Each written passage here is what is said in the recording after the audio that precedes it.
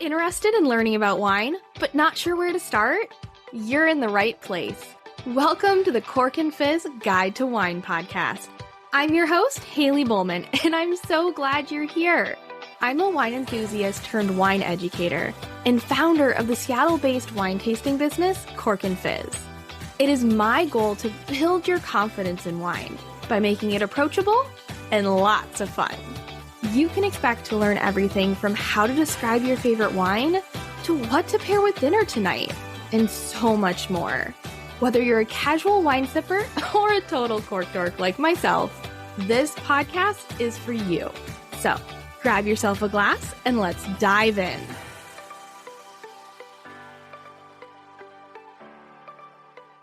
Welcome back to the Cork and Fizz Guide to Wine podcast. So glad you're here. If this is your first episode, welcome. Can't wait to start talking to you about wine. And of course, if you've been here for many, many episodes, thank you so much. It means a lot to me. So today, we are continuing the mini-series on France and French wine. So if this is your first episode, go back and listen to the rest of this mini-series if you want to learn more about French wines. As you know, I took a trip to France. This was a dream trip that I've been wanting to do forever, and my husband finally made the plans and just made it happen, and it was so amazing, and I wanted to make sure I shared everything I learned with you. So today we are going to be talking about the region of Jura. And Jura is not a super well-known region in France. I was first introduced to this region when I was at a French wine shop here in Seattle, and I found this wine, and it was called Savagnin. Savagnin? I think that's how you say it. The what I saw when I, of course, let me just say it in the way that I read it first was, this bottle says Savagnin. Like, is this different than Sauvignon Blanc? And I ended up taking it to the clerk, the owner who was working there. And I'm like, what is this wine? He's like, oh, you've got to try it. Now, here's the thing. People love it or they hate it. It's a very unique wine. And this was when I was first introduced to the very special wines of the Jura region. I tried it. I was definitely in the love it camp. And that was just the start of me wanting to learn more and more about this tiny little region. It's about an hour east of Burgundy. So while we were staying in Burgundy, we took a little day trip over to Jura. So just as I did in the previous episode, I'll give you a little intro to the wine region just to kind of get you started. And then I'm going to share more about my personal experience tasting here. And then I even threw in a couple tips at the end for visiting Jura if that is on your bucket list. So let's start with the basics. So as always, I'm going to start with the grapes of the region. And so unlike the regions that we discussed in last week's podcast, Burgundy and Beaujolais, Jura is home to over 40 different grape varieties. And there actually used to be many more grape varieties before phylloxera, which I've never heard of this. It's this tiny little aphid-like bug, came from America, and then somebody brought clippings or something from America to Europe, and it utterly devastated vineyards. It completely destroyed all the vines because it would eat the root stock of the European vines. And so we fixed this by grafting the European vines on American rootstock. But of course, before we did that, there was a lot of destruction that happened. And so phylloxera hit Jura in 1879 and destroyed over 90% of their vineyards. Now, fun fact, it was actually a native of Jura, Alexis Milleret. He was one of the first few to devise the principle of grafting those French vines onto American rootstock. Just a quick reminder, if you are not on my mailing list yet, what are you waiting for? I would love for you to join. When you do, you'll get a free shopping guide that has 15 of my favorite wines under $15. Head to corkandfizz.com, scroll down to the bottom, and there'll be a little section where you can join the mailing list. I send out a weekly newsletter filled with wine tips, recommendations, special offers, and so much more. Now, let's get back to the show. Now, like I said, while you could find a large number of different grapes here in Jura, there are 5 main ones to know. Those are, so the first 2, Chardonnay and Pinot Noir. You're probably pretty familiar with these. These are pretty common. I'm not going to go into them too much. You can actually learn a little bit more about them talking about Burgundy in the previous episode. Now, one of the fun grapes that is unique to this region and from the area, this is a grape called Savagnin. Now, This grape, when you look at it, the word itself looks a lot like Sauvignon Blanc. And the full name of this grape is actually Sauvignon Blanc. And I'm still probably not saying it right. I, for the longest time, would just call it Savagnin, just because I wanted to make sure I differentiated. I'm like, it's not Sauvignon, it's Savagnin. But then when we were in French, they kept saying it in a different way. I had them say it many times to me. I kept trying really hard to get it right. I still don't get it right all the time, but I try, okay? So the spelling of this is Savagnin, Savagnin. And so this wine, it's super famous. It's the star of the region because it's used to make the famous vin jaune, which we will talk a little bit more later. In terms of the more familiar, typical wines, Sauvignon makes two different styles. The first is the traditional, and this is what Jura is known for, and this is that wine that I tried at that wine shop where he was like, you're going to love it or you're going to hate it. It's oxidative, meaning it's put in contact with oxygen. It's really nutty and golden, and like I said, super unique. They're also making it in a more modern style. This is non-oxidative, and it's sometimes blended with Chardonnay. These wines, if you're looking for these, they'll be labeled Ouille, Ouille, and that means topped up, meaning that it just doesn't have contact with oxygen. If you're still not sure what I'm talking about, don't worry. We're going to go deep into this when we talk about that famous wine. This can be a more aromatic and fresher style, that Ouille. I'll be honest, I prefer the traditional style, but there's a wine for everybody.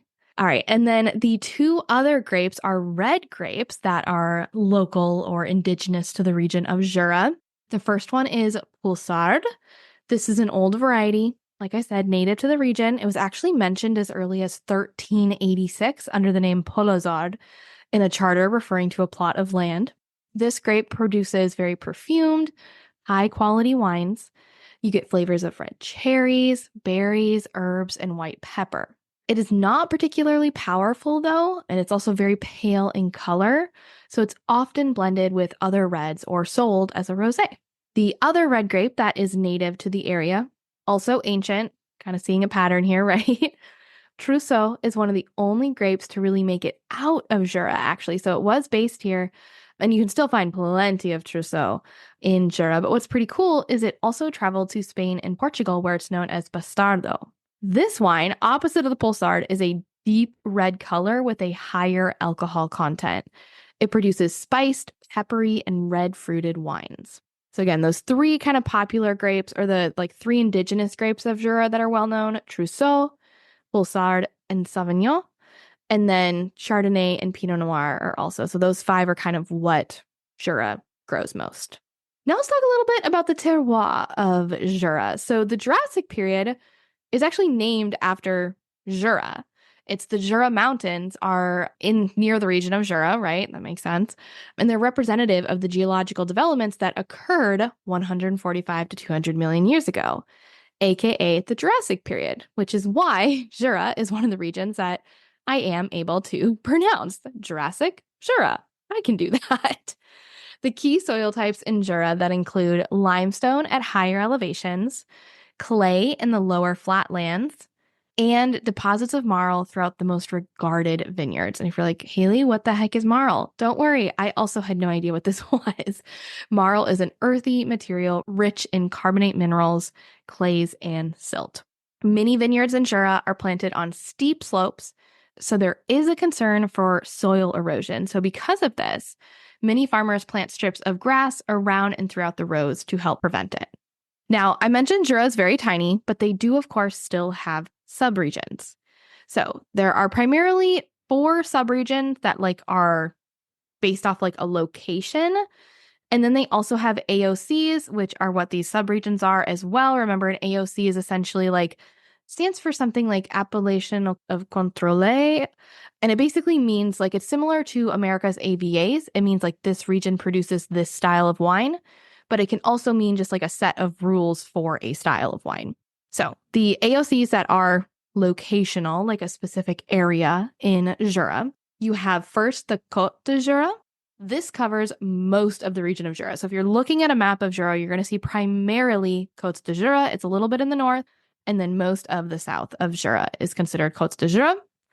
A wine can be called Côte de Jura if it is made from any of those 5 varieties that I mentioned before: Poulsard, Trousseau, Pinot Noir, Sauvignon, and Chardonnay. Now, another region is the Arbois. This was one of the 6 first AOCs in France in 1936. It's located in the northern area of Jura, and it's one of the largest towns in Jura as well. Here, just like Côtes de Jura, you can find all 5 of those varieties.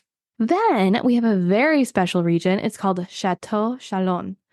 And actually, the first time I heard of this region was when my husband and I were on a wine tour in Burgundy. And the guy who was giving the tour is actually from the Jura region. And so when we mentioned that the next day we were going to do a day trip to Jura, he's like, oh my gosh, I'm from there. Like, you have to visit Château-Chalon. Like, if you have any time in your day, go to Château-Chalon. And I'll be honest, because it was called Château-Chalon, like the chateau in the front, I thought he was talking about a specific winery.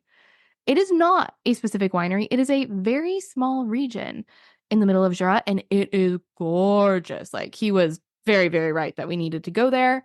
If you've seen any of my photos that just like look so gorgeous of the region of Jura, I probably took them in Château-Chalon. Like, the views just go on for miles. I'll talk a little bit more about this when I give my suggestions at the end of the podcast.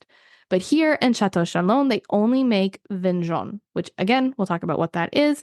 They make vin jaune, but it's just called Château-Chalon because it's the only wine that they can make in the region.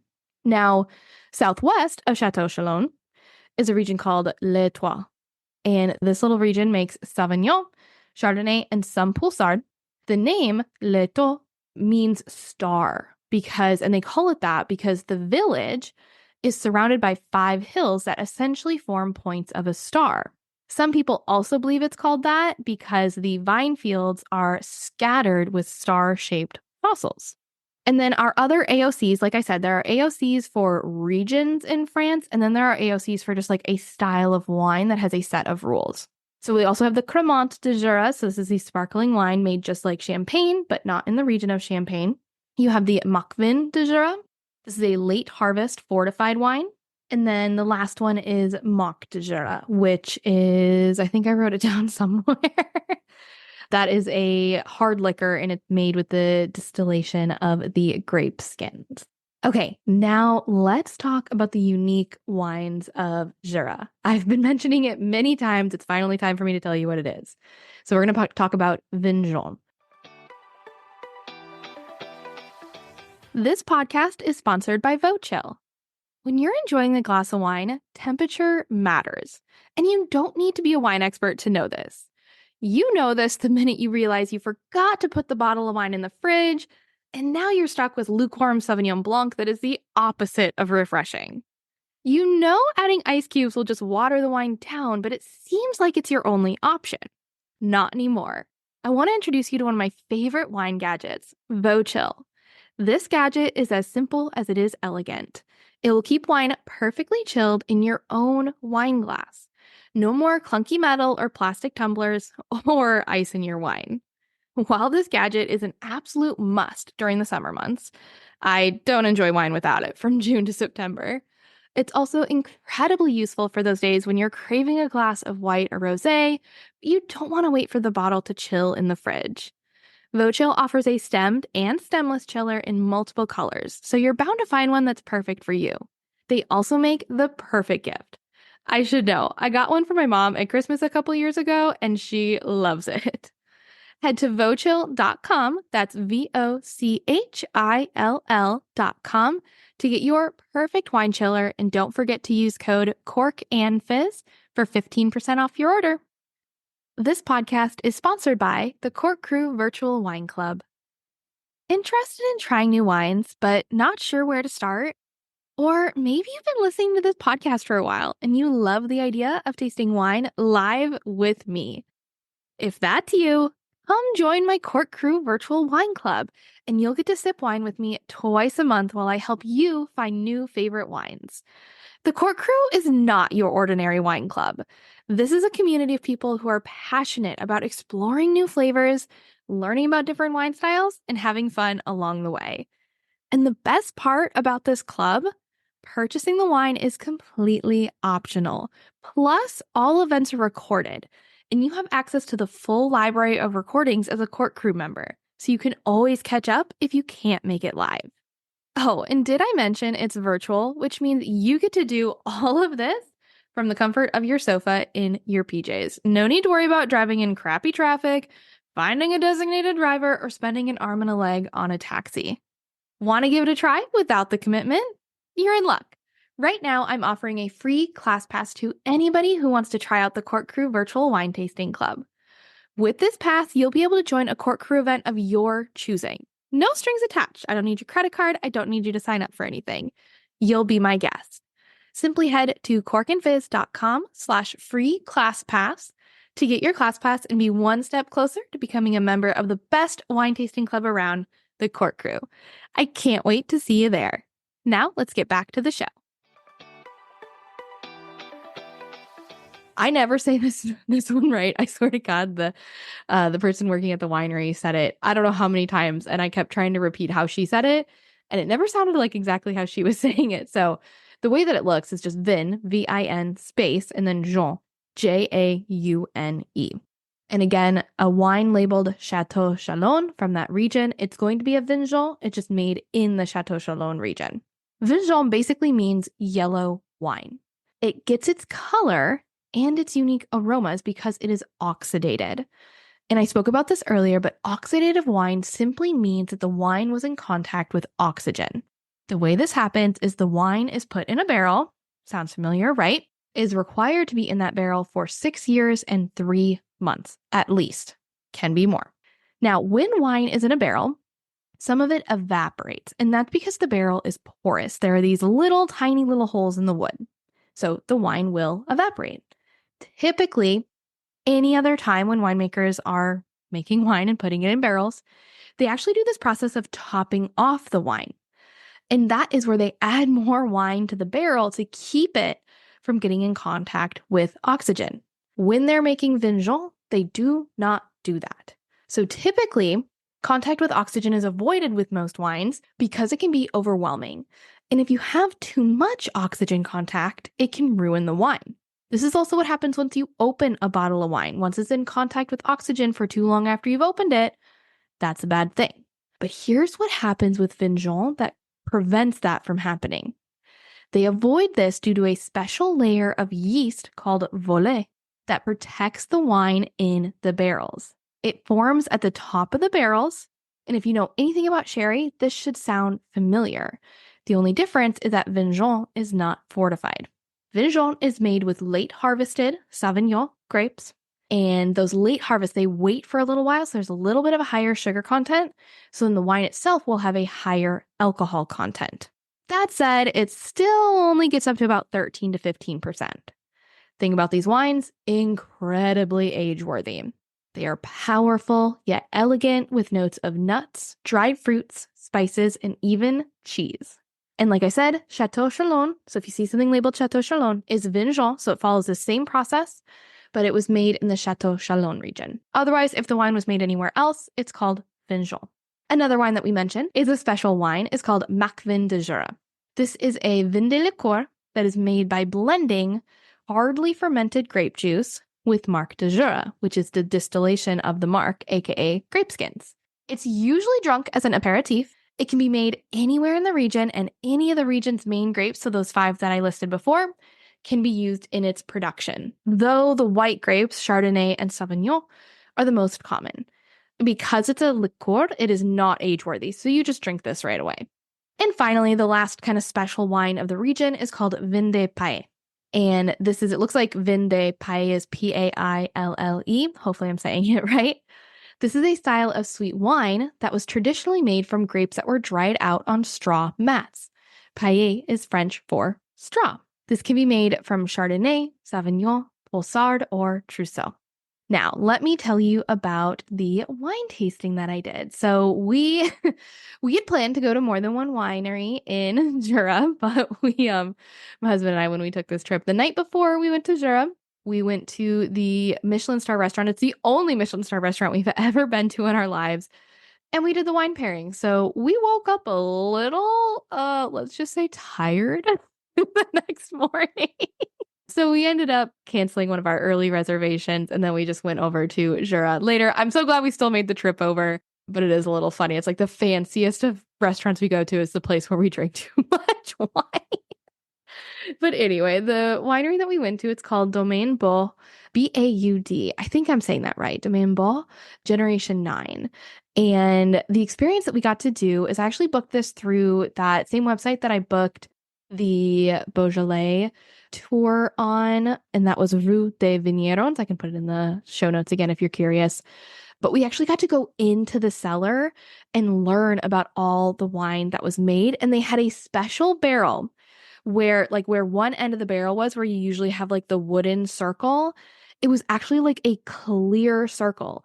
So you could see inside the barrel. And this was one of those barrels where they were making vin jaune. And so you could see the volet on the top of the wine. It was super cool. If you go on my Instagram and check out my reels, if you're listening to this in real time, it should be just like about a couple weeks ago, and you'll actually get to see that. And if you're listening to this in like a while from now, just go back to around October of 2024 and you'll find it. It was really cool. I honestly, like, at first the barrel, and it actually had a light in it too, so you could see in it. The barrel looked empty. And then she moved the barrel a little bit and I could see the wine swish back and forth. It was really cool. In terms of wine standouts, I had a couple that, I mean, they were all good. We ended up getting a case here as well, but a couple that were kind of special and unique. One was called Du Grand Tradition. And so like du, trois. Yeah. I'm trying to make sure I say it right. So du means two. And so this is actually a 50-50 blend of Chardonnay and Sauvignon.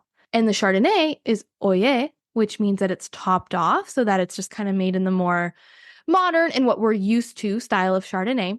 And the Sauvignon spent 3 years under that layer of yeast. So we're getting two very different styles of wine and then blending them together. It was also a blend of vintages as well. So I think this was just super fun. It had both the floral and nutty notes to it. I absolutely loved this one. Another cool wine we tried was their 2022 Brut S, they called it. This was their sparkling wine, or one of them. It was 70% Chardonnay, 30% Pinot Noir, aged in a barrel for 24 months, had lots of apple, lots of fresh mineral, just like a perfect sparkling in my opinion. And then the other one that really stood out was the Château-Chalon Grand Cru. I wasn't sure how I was going to feel about the vin jaune and this style of wine because it's often compared to sherry.